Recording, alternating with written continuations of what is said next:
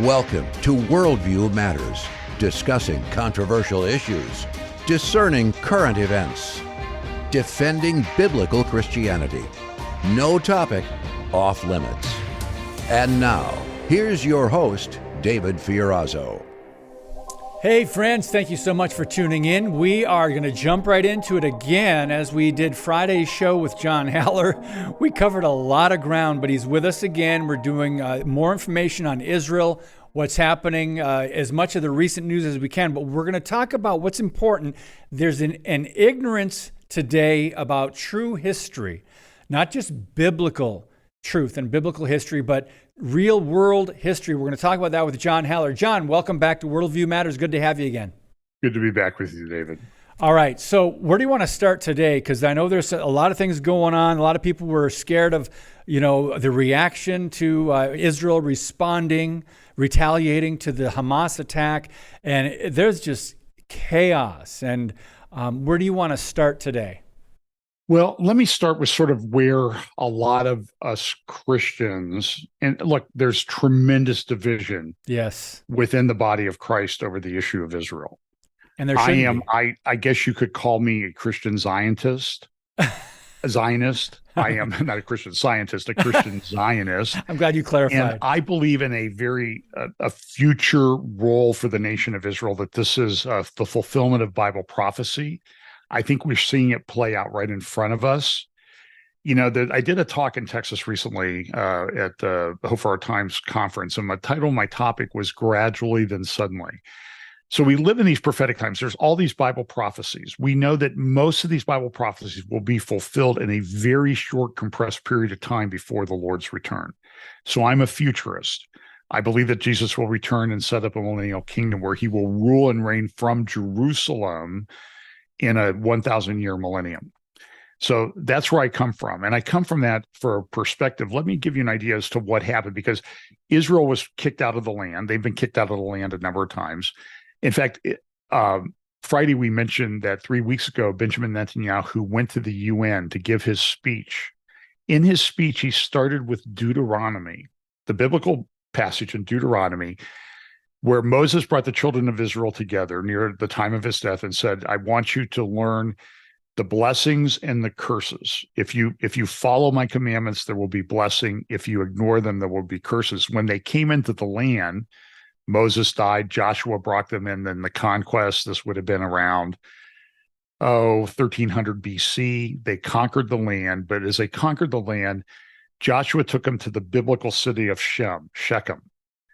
And there in biblical Shechem, as you sit in the valley between two mountains, Mount Ebal, where they have recently found Joshua's altar, and Mount Gerizim, which is the home of the Samaritans, still live there to this day. The people who are mentioned in the Bible as Samaritans, there's a small community of them. And they put half of the people of Israel on one mountain, the mountain of curse, and half on the mountain of blessing. And this was no small thing, because if we know from biblical times, this probably involves somewhere 2 million or more people. So they're in that land. And can you imagine what happens? They're shouting the blessings on one hand. If they keep it, the curses on the other hand. And Netanyahu made reference to this, and he said, we've had curses. We're seeing curses in the world, but we're also seeing blessings. And he talked about peace. But in the Bible, in Ezekiel chapter 36, one of my favorite passages, and I'll paraphrase it because we're short on time, is Prophet Ezekiel looked down the corridors of history. He wrote in the 580 BC period during the Babylonian captivity. And he said, listen, the people of Israel will be brought back into the land at some point in the future. Now, they came back partially and rebuilt the temple, and then they were booted out by the Romans in 70 AD in the diaspora, and then they started to come back in the late 19th century in the Zionist movement. But I believe this is fulfillment of prophecy, because Ezekiel said, I will bring you back into the land. And I'm not going to bring you back into the land because you've done good. I kick you out of the land into among the nations, but because you weren't following my law, you weren't obeying me And when you went into the nations, you played the harlot, you played the whore among the nations. But I promised that I would bring you back, and my holy name is at stake. So I'm going to bring you back. And when I bring you back in unbelief, I will put in you a new heart, and you will know the Lord. So I believe we're in this process, and the land has transformed. In fact, there's a very famous book called Innocents Abroad by Mark Twain. And in the 1860s, he made a pilgrimage to Israel, what is modern day Israel. And he had a number of stations. He didn't really like it. He called the Sea of Galilee was, quote, a saliness, tentless lake as unpoetical as any bathtub on earth. The Church of the Nativity, he said, was tricked out in the usual tasteless style observable in all of the holy places of Palestine. He also said, as he rode through the Jezreel Valley on a horseback, he said, there is not a solitary village throughout its whole extent. This is where the city of Megiddo is located. Not for 30 miles in either direction. There are 2 or 3 small clusters of Bedouin tents, but not a single permanent habitation. One may ride 10 miles hereabouts and not see 10 human beings. Of all the lands there are for dismal scenery, I think Palestine must be the prince. Can the curse of the deity beautify a land? So we see that this has changed. And I have pictures in the Doug Hershey did a great book on sort of Israel then and now. And one of the pictures in there are sand dunes along the Mediterranean, which today is this multi-skyscraper city of Tel Aviv. Totally transformed. The pictures are taken in 1909. So Israel changed under the early Zionist movement. The Ottomans controlled that area at the time. They've lost in World War I. Things started to fall apart. The British came in, took over. And in 1920, there was a conference in San Remo, Italy, where they decided to divide the land between west of the Jordan River to the Mediterranean. That's sort of where they get the West Bank of the Jordan River. It's kind of a misnomer. And then Transjordan. The Transjordan was given to the Hashemite family, which is being kicked out of running the holy places in Mecca and the Islamic holy places of Mecca and Medina by the Saud family in the early 1920s. That consolidated into the Kingdom of Saudi Arabia in about 1932 or 1933. The Hashemite kingdom, now King Abdullah II, they were given the opportunity. The British appointed a guy called the Waqf. It was a man named the Hajj Aman al-Husseini because he had made a Hajj, a pilgrimage to Mecca. He was appointed as charge of the Temple Mount area, the holy places in Jerusalem.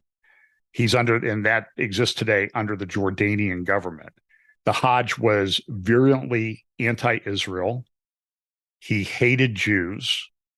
He instituted a number of pogroms against Jews. And when a certain leader came to rise to power in the 1930s in a country called Germany, the Hajj Aman al-Husseini went to Germany to assist that ruler in plans to eradicate the Jews. He came back. He was in control of the Temple Mount. Now, at the time in the Temple Mount district, it's about 35 acres. You can see, well, there's a picture of it right behind me in the photograph here. And you're looking at just over my left shoulder is the Al-Aqsa Mosque. See, I point this way. This is the Al-Aqsa Mosque right there. And then, of course, the Dome of the Rock, which there it is. It's blocked by my microphone. But the Al-Aqsa Mosque is a holy place of Islam, they say. And it was built there in the 700s AD. Prior to that, they had built the Dome of the Rock in the late 600s. It's not a mosque. It's a commemorative building. Now the Muslims call the whole 35-acre compound Al-Aqsa. And this is important. So in 1929, this Hajj Aman al-Husseini, who, by the way, later seems to be pretty accurate, he had a nephew that he trained and mentored. His nephew's appears, it's certainly a relative. That person's name was Yasser Arafat, who headed up the PLO, created by the Russians in about 1964 as sort of a propaganda thing, the Palestine Liberation Organization. So he's put out a thing, the Jews are coming to destroy Al-Aqsa. That resulted in, I think it was 1929, front page news in the New York Times at the time, about 80 Jewish men, women, and children were slaughtered by Muslims in Hebron, about 30 miles south, near the tomb of the patriarchs, where Abraham, Isaac, and Jacob and their wives are buried, the patriarchs and matriarchs of Israel. And so that was the typical program. So Israel, then 1947, this situation, of course, we had the Holocaust, and Jews were coming back from all over the world to Israel. Mm-hmm. And so the UN met in 1947 and approved the partition of the land into Jordan and Israel. And then Israel declared independence in 1948. There was a war immediately. And then in 1967, the Palestinian or the Arab nations surrounding Israel were going to attack. Israel attacked first, destroyed the Jordanian and Egyptian air forces, and in a stunning 6-day war, took over the entire Sinai Peninsula, all of the Golan Heights, and everything in Israel west of the entire nation of Israel west of the Jordan River. It was a stunning victory. Yeah. And that's sort of led to the Palestinian problems that we have today.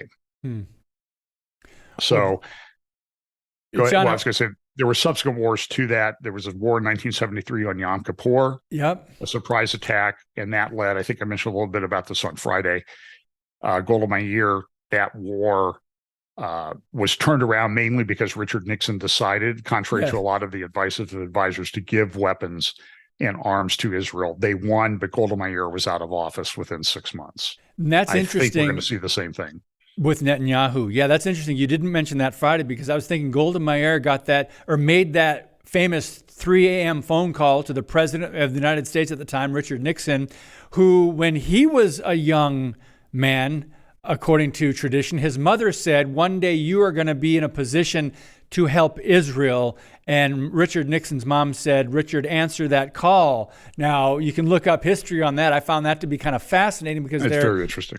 Yeah, there were some them anti-Semites in the Nixon administration and in our government. But anyway, he did help Israel with weaponry, ammunition, and the war. That changed the face of that war. But John, I want to go back to something here. We kind of skipped over. You mentioned the Dome of the Rock and Abraham.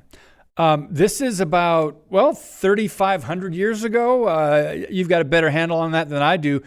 The Jews have had a religious and ethnic connection to that area and the coastlands since Abraham's time. It was their kingdom, their temple, their heritage. And then, of course, they were, forced out of the land, but they came back in the 1940s, as you just mentioned. What's fascinating to me is the land, as you can read in Scripture, that's prophetic. The land was desolate. It was a desert. The Bible calls it a wasteland. And today, Israel, I believe, is one of the top 2 or 3 producers and exporters of produce and technology and all these. But the land is fertile. So that's miraculous. To me, that's God's hand there. I'd love for you to share your thoughts on that before we move on. One of the most moving things you can do in Israel, you should, if you ever go, is go to the Yad Vashem. I've been there a number of times. And the last time we went, about 2017, it was a new one that had not been there. I don't remember when they built a new one. But at the end, you go through this oppressive thing of all the things of the Holocaust, the shoes, the jewelry, the things that they dug up around these death camps in Europe. And, rail cars that they had used to transport Jews and the actual ones. And it's just this oppressive. You go through the Hall of Memories where they have a notebook with a page for each person. They have about 3 million that they've been able to identify of the 6 million killed. You go through the Children's Museum, which will just rip your heart out. There's no pictures. It's just points of light to demonstrate all the lights that were of children that were extinguished in the Holocaust. And then at the end, you walk up this ramp, and as you get to the top of this ramp, you see this expanse of this modern city of Jerusalem with trees and lush and green and all this stuff. And it personally moved me to tears. I love Israel. I love the Jewish people. It's a great land of opportunity. It's not, this is not to be construed that I think everything that they do is perfect. They have a lot of the evils that we see in our own society there as well. Tel Aviv, has probably touts itself as the best place for the rainbow flag on the planet. You can take that with what it means. Yeah. But it's just an absolutely incredible thing. I think somewhere in the order of 1 billion trees have been planted in Israel since the founding of the nation of Israel in 1948. Wow. So it's green, it's lush. They have pioneered drip irrigation. They brought the desert, and some of these deserts, like down in the Judean wilderness that we read about in the Bible, they might get 2 inches of rain a decade. And it's used for agriculture in many respects. So it's the land has come back, but it's not with that. It's very divided. Of course, we have the Palestinian, Arab, and Israeli conflict that's rearing its ugly head as we speak right now. There is a ground operation being prepared to go into Gaza to eradicate this problem that led to the terror attacks on October 7, in which over 1,300 Israelis have been confirmed dead. The number changes daily. Yeah. And then the initial airstrikes in Gaza, 1,300 Palestinians, but within Israel, it has not really been covered that much in the news. 1,500 Palestinian terrorists were killed. And there's many, in fact, there was one who was taken to an Israeli hospital, and literally people came to lynch him. He was being cared for in an Israeli hospital. So process that in your head. Jeez. A Palestinian terrorist being cared for in an Israeli hospital in the midst of a war. This is very unusual. John, before we go on, can I ask you your take on the speculation with all Israel's advancement in technology and their weaponry and their systems of defense and the walls and the Iron Dome and the fences? Was this some way an inside job? Were people on the inside that were able to do something with the fence? Because they're supposed to be notified, apparently, whenever someone were to try to climb the fence or touch the fence or whatever on the southern border. Can you tell us a little bit about your thoughts on that and what we're hearing as far as there's no way it could have just happened all from the outside? Intelligence failures happen all the time. Israel is very, very complicated. They have many enemies. As I said, Iran has been funding terror cells in the West Bank, which has caused them to shift resources. I think the one thing that's, and I understand everybody's concern about that. I have talked to many, many people in Israel, even people who do not like the current government under Bibi Netanyahu. They hate it. Not a one of them gives much credence that this was an inside job. There were intelligence failures, but the notion that this was planned by Israel is, in my opinion, this is a regurgitation of the medieval anti-Semitic, anti-Jewish tropes that the Jews are trying to control everything in the world and causing all the wars. I do not buy it. I reject it. I think it's anti-Semitic. So I think we need to be very careful as we talk about this. I think we need to be honest. We need to discuss that there were intelligence failures, but this was give the enemies of Israel, who are described in Psalm 83 prophetically, and I think this is a prophecy playing out in our midst right now. Yes. They have taken crafty counsel against thy people and consulted against thy hidden ones. Give the Iranians, this is an Iranian op, mentioned Friday that the Iranians on newspapers say that we are the hands and feet and mind of Hamas. And this was a very cleverly orchestrated operation. I believe they used the terror tunnels. Now, look, this is going to be investigated when in due time. It will be investigated and looked at. So I think we need to be careful about doing too much speculation about what happened. It's certainly other things that make you scratch your head. Well, how did this happen? But look, we lived through 9/11. How did this happen? Exactly. And understand, I went to bed at 11 o'clock Friday night, October 6th. I woke up less than 2 hours later and the world had completely changed. Yeah. And that's when I gave my talk, these things will happen, as these characters talked about in a Hemingway novel. How did you go bankrupt? And the one guy says, well, I went bankrupt two ways. I went bankrupt gradually then suddenly. And I think this is how the prophecies that we have in the Bible will unfold. It will be gradual, almost imperceptible. Then all of a sudden, where did that come from? But look at what has happened in our culture, Dave. You do Worldview Matters. Look at what happened in our culture. It seems like all of a sudden we have this problem with the LGBTQ, transgender, this and that, cultural Marxism, delusion stuff. And it's like it came suddenly, didn't it? Yeah, No, it was gradual for a long time.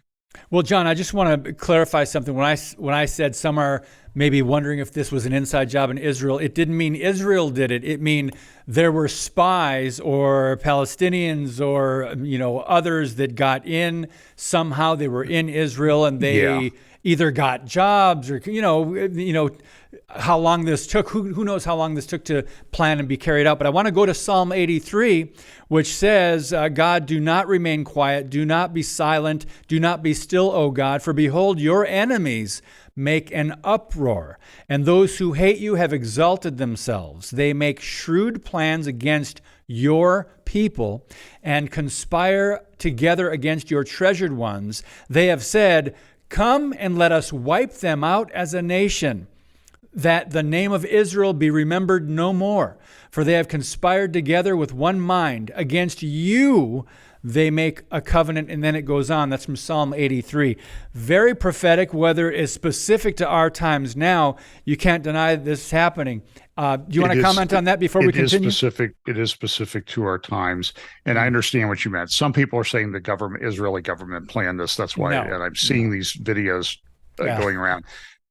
I think we need to be very careful about this and give credit to the Iranians, are very intelligent people. As I was discussing with someone in Israel this morning, the Iranians, they claim that they invented chess.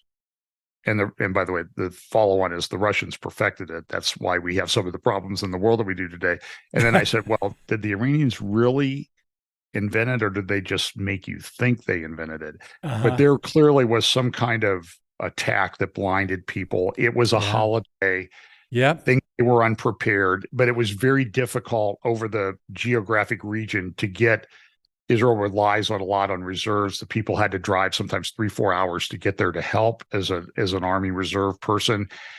And a lot were on holidays. So there's a lot of accountability that needs to take place.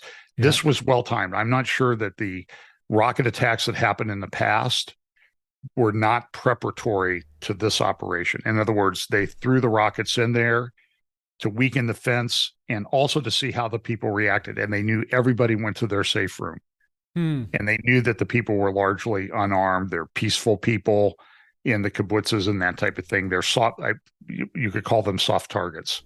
Yeah. And my feed is full. I believe if you go to Israel 365, they have a PDF document you can get of all the people that have been killed. It's whole families, father, mother, 3 beautiful young daughters killed, slaughtered. Yeah. There was one instance where they found the parents in an embrace outside of the safe room. They had fought off the terrorists, been killed, and I then believe their bodies burned. They were found in an embrace.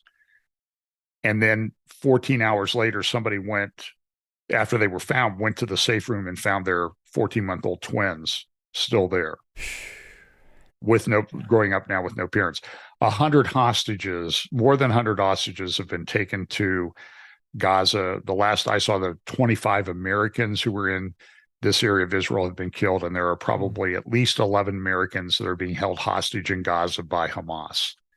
And that makes the operation to go in very difficult. You don't want to do anything to kill hostages, but at this point, you have to do the best you can because you have a bigger mission involved. And it's I'm sad to say, but the pictures are horrific. I saw it. I don't know if we have enough time before the break, but saw a picture of a young gal who was brought in a vehicle. She was taken out of the back, and I noticed that in the crotch area of her pants as she was being pushed in, that it was soiled. Yep.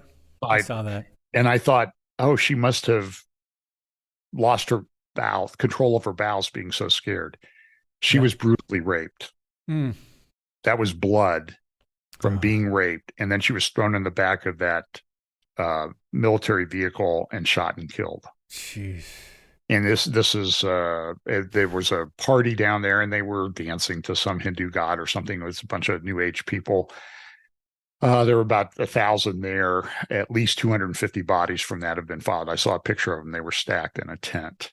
So I've seen pictures of trailers of body bags with baby body bags. yeah. You want it body bags with babies in them, folks. And listen, whether they're beheaded or not, the fact of the matter is this is a crime against humanity, and we need to focus on that. It's pure evil. Now, we only have a couple minutes left. Let's talk about briefly the historical ignorance. Only a day after the Hamas terrorists infiltrated Israel and wreaked havoc there, pro-Palestine protesters took to the streets in America and Toronto and London, but in D.C., New York City, San Francisco, Seattle, Chicago, Philadelphia, Harvard University in Cambridge, also Black Lives Matter in Chicago, tweeted an image, "I stand with Palestine." So the New York City protest organized by Democrat socialists. So John, in our country, there are people celebrating this. We only have 2.5 minutes roughly. Okay. Please, your quick thoughts. So this is anti-Semitism, anti-Jewish hatred on display on an epic scale. This is very, very concerning to me.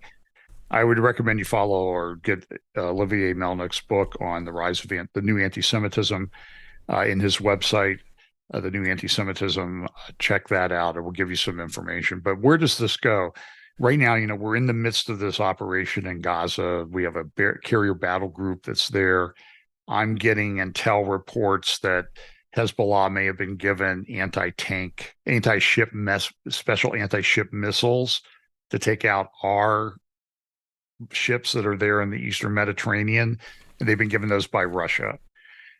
Syria has threatened to come into the war. The IDF issued a statement that said, if you come in, we will take out the Assad regime and we will destroy Damascus. Now, that raises a Bible prophecy thing.